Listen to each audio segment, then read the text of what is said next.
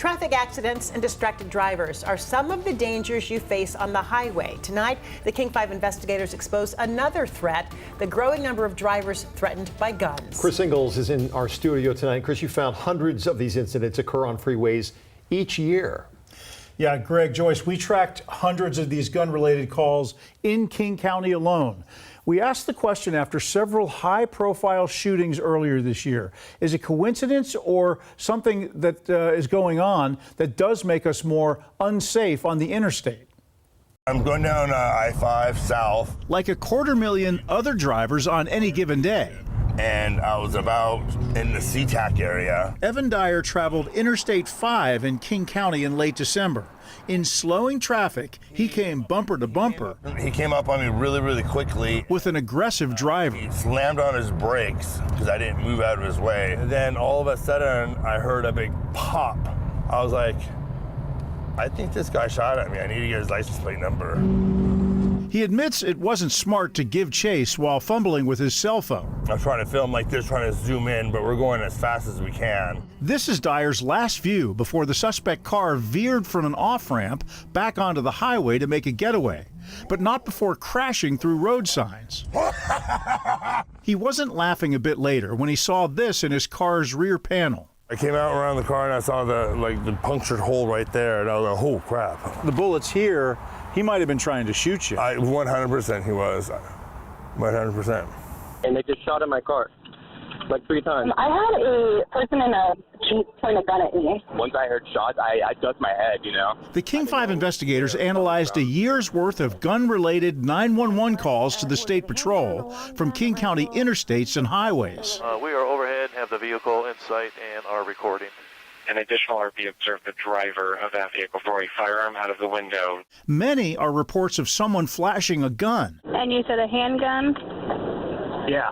Others are the most serious calls of all. Somebody shooting me, somebody shooting me. In the one-year period ending last February, we counted 577 gun calls on King County freeways. We reviewed more than 200 incident reports from those calls. He took a shot and I heard the loud bang. Including the heating and cooling worker fired on with an assault rifle. They're just like thinking this is it, you know.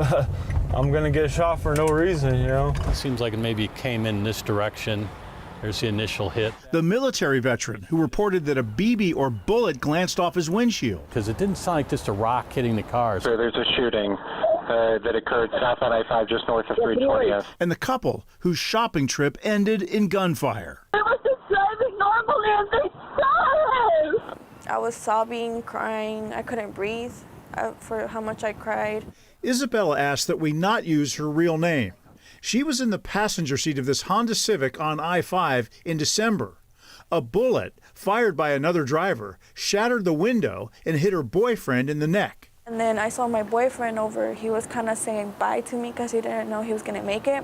I mean, I was about to give birth in like a month and a half. I thought I was going to lose my baby. You're worried about losing your boyfriend and the baby. Yes. That's terrible. I didn't want, my baby to grow up without his dad. It was very hard. Both baby and boyfriend survived.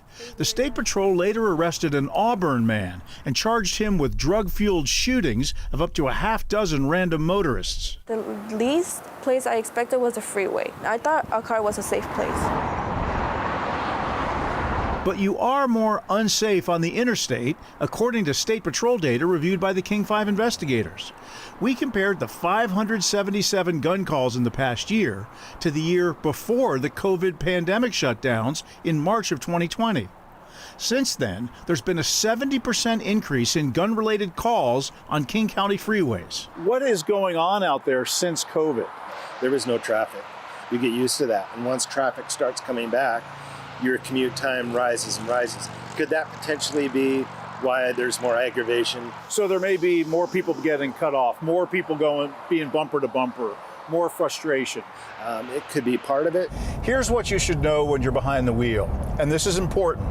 In most cases, you can avoid a confrontation with an aggressive driver by taking that deep breath and showing some restraint.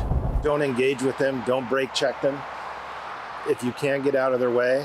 Over and over, we saw reports of victims not allowing aggressive drivers to pass, motorists screaming at one another, and even two drivers pointing handguns at each other. But don't engage. That is the number one thing. Don't engage. I engage sometimes, flip them off. An onboard camera captured this road rage 3 years ago when a driver used his fists as weapons against Evan Dyer. But after facing a gun on Interstate 5, it makes me think when I drive down the road, I don't engage in people anymore. Dyer's had enough of being a road warrior. Sit back and just let people do what they want to do.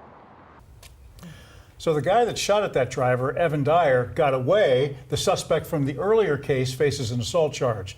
This gun violence is a problem that authorities nationwide recognized a couple of years ago. More shootings on U.S. freeways.